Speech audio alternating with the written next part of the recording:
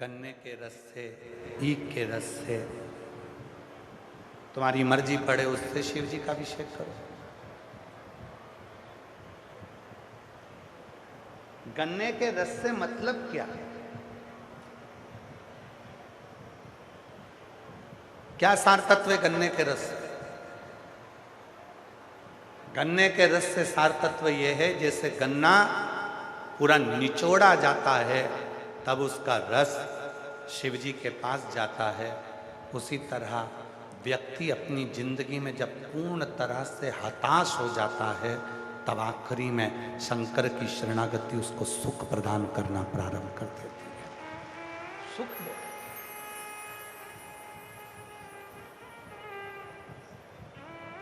जो दुनिया में सताए ना होते, जो दुनिया में सताए ना होते तो तेरे दर पर आए ना होते। जगह जगह की ठोकर जो खाई है तब जाकर तेरे दरवाजे से तकदीर लिखाई है। अगर ये ठोकर ना खाई होती तो आज मेरी तकदीर ना लिखाई होती। ये तकदीर तब लिखाई जब ठोकर खाई।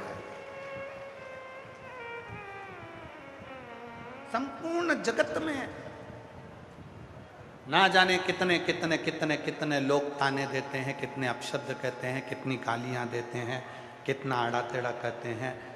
परिवार में, नातों में, रिश्तों में ना जाने कितने कितने अपशब्द मिलते हैं, तब जाकर शिव की शरणागति प्राप्त होती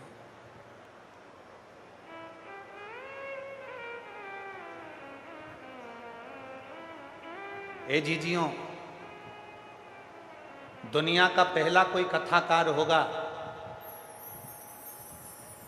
वो पंडित प्रदीप मिश्रा है, जिसको ऐसा कोई 15 दिन नहीं जाता जिस 15 दिन में उसके ऊपर उंगली नहीं उठाई जाती। कोई इल्ज़ाम लगाएगा 1 करोड़ 21 लाख का, कोई इल्ज़ाम लगाएगा 70 लाख का, कोई लगाएगा 80 लाख का, कोई लगाएगा 2 करोड़ का, कोई कहेगा ऐसा हो गया, कोई कहेगा वैसा हो गया, कोई कहेगा वैसा हो गया। कहने वाले कुछ भी कहते रहे, पर शिव शिव है, वो कहे शिव शिव, उसकी भक्ति भक्ति है। जब तक गन्ने जैसे तुम निचोड़े नहीं जाओगे तब तक तुम्हारे रस का सुख भी नहीं मिलेगा। जब तक तुम्हें ताने नहीं पड़ेंगे, अपशब्द नहीं पड़ेंगे। मीराबाई को ताने पड़े, जहर का प्याला भेजा गया, शेर के सामने खड़ा कर दिया, नाग का पिटारा भेजा गया। रामकृष्ण परमहंस जी को लोगों ने अपशब्द कहा, संत तुकाराम, नामदेव जी, किसको नहीं। मीराबाई, कर्माबाई, जितने भी थे, राष्ट्र के जितने संत हुए, सभी को ताने दिए गए, सबको अपशब्द कहा गया। पर आखिरी में जब निचोड़ निकला तब शिव की शरणागति का सुख मिला। कोई तुमसे कहे कि तेरी नौकरी नहीं लग सकती, कोई तुमसे कहे कि तुझे बच्चे नहीं हो सकते, कोई तुमसे कहे कि तेरी बीमारी अच्छी नहीं हो सकती, उस जगह पर तुम चुप होना। उसने तुम पर उंगली नहीं उठाई है, उसने देवाधिदेव महादेव पर उंगली उठाई है। अब तुम उसके आश्रित हो।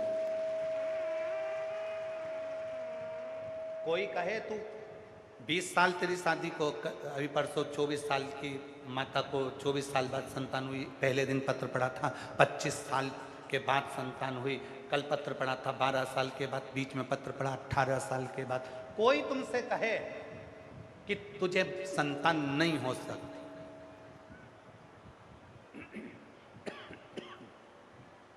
तुझे औलाद नहीं हो सकती,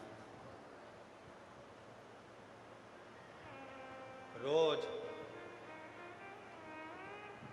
यहां जितने भी बैठे हैं, जब 5 बार श्री शिवाय नमस्तुभ्यम बोला जाता है और उसके बाद में आंख बंद कर कर चुप होते हो, मौन होते हो, आप सब अपने अपने लिए मांगते हो, हम भी मांगते हैं। जब नेत्र बंद कर कर थोड़ी देर बैठते हैं तो अपने बाबा से बस एक ही चीज मांगते हैं, जो भी कथा सुनने आया है इसकी मनोकामना पूरी करना, इसकी कामना। कोई स्त्री की गोद खाली ना रहे और किसी पुरुष की जेब खाली ना रहे, देने की जवाबदारी तेरी है। तुझे कोई रोग से ग्रसित होकर आया, ये चिलचिलाती हुई धूप में 46 डिग्री 46 डिग्री टेम्परेचर, और अभी तो हिटवे अर्थात सबसे गर्म क्षेत्र घोषित कर दिया गया अभी 2-4 दिन। इतनी गर्मी में भी यदि कोई तेरी तपस्या कर रहा है तो वो खाली कैसे चले जाए, वो खाली कैसे जाए।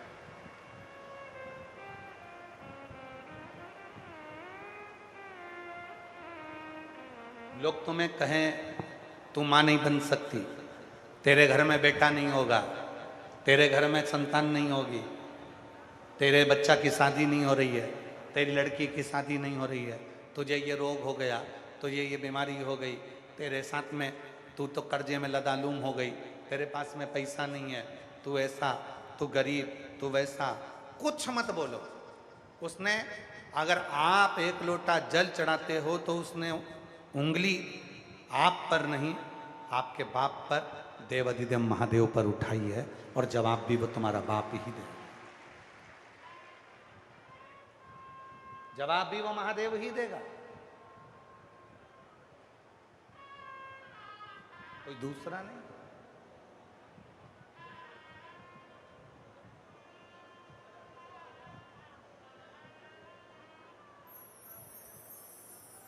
कंद एक पत्र, अच्छा